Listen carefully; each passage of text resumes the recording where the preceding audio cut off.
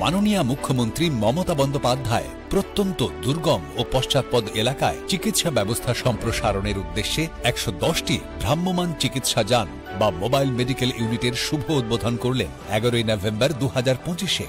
বিভিন্ন আদিবাসী অধ্যুষিত এলাকা, পাহাড়ি দুর্গম এলাকা বা প্রান্তিক এলাকায় প্রাথমিক চিকিৎসা, রোগ নির্ণয়ের সরঞ্জাম ও ওষুধ নিয়ে হাজির হবে মোবাইল মেডিকেল ইউনিট।